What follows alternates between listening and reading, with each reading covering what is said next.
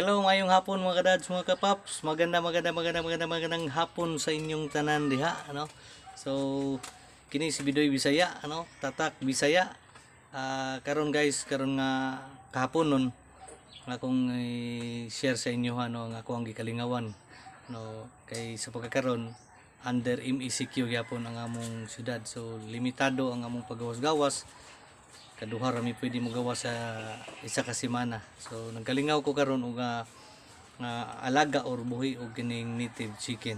So akong i-share sa inyo ang ako pong mga nadiskubrihan nga pamaagi, no, sa akong pagpangutana, sa akong paki susi-susi sa mga adunay experience sa pagbuhi og native chicken. So kining ato kasugod lang ta og ginagmay lang sa ano, gamay lang nga kuan, sugod lang tag nga mga 8 heads, no, or 8 ka manok. Tayo na tayo duha pud ka laki nga pwedeng mo breed sila.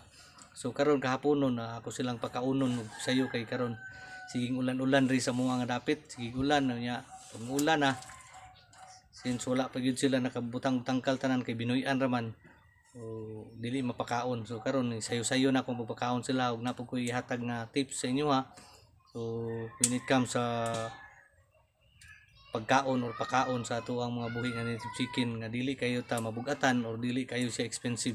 Kaya aside sa ato ang naandan nga magpalit tag feeds para makakaon ng manok, so kining diri sa tuwa, so na ako yung mga pamaagi or ako lang pong nasundog na awat sa uban, no, nga pwede di siyang mapakaon sa manok at least minus gasto.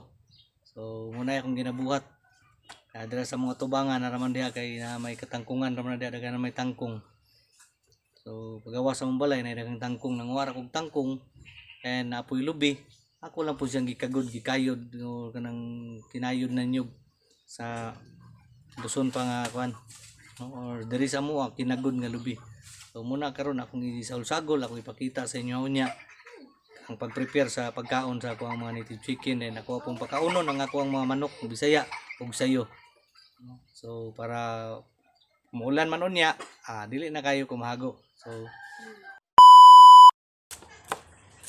So yun ani mga kapaps, mga kadads, ang tangkong atong kuan atong siyang hiwa-hiwaon para maging tino siya.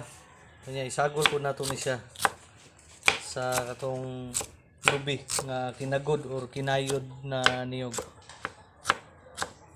Okay, ngani lang ngani ka simple, ngani ka simple para makatipid ta sa atuang bahog sa manok or pagkaon sa manok.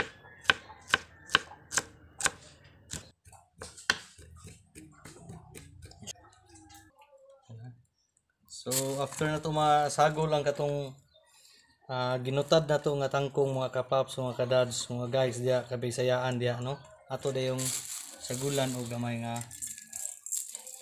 feeds, no. So instead nga puro feeds ang imuhang ipakaon sa imuhang mga native chicken, so isagol na lang siya, dili kayo siya daghan. So ingon ani guys, no, dili kayo siya daghan and ang manok maapod na siya, no, makatipid pa ta sa ato ang bahog.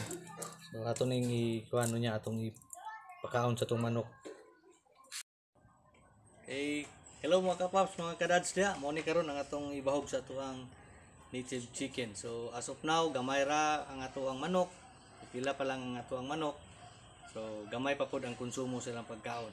So dili man ta dapat mag-start og dinaghan kay at least kung failure man ang atong pagbuhi sa atong native chicken, so dili kayo ta dako og gansi or alkansi. So itong tawagon na itong manok, no, darat. So okay, darat. Ani guys, muna itong pagkaon guys, na siya inadag nga tangkong, na po siya lubi din gamay nga feeds. So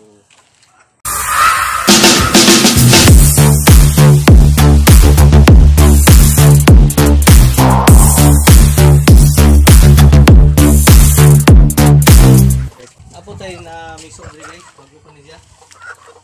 Ano? Ano miso nawa guys. Sugod na po siya, nasa piso. So muna siya itong kuan. So first yun din siya sa mga inahin or nungaan. First ni siya nga nag-produce og kanang piso. Sugod og pangitlog ang uban, kini wala pa. So muna siya guys.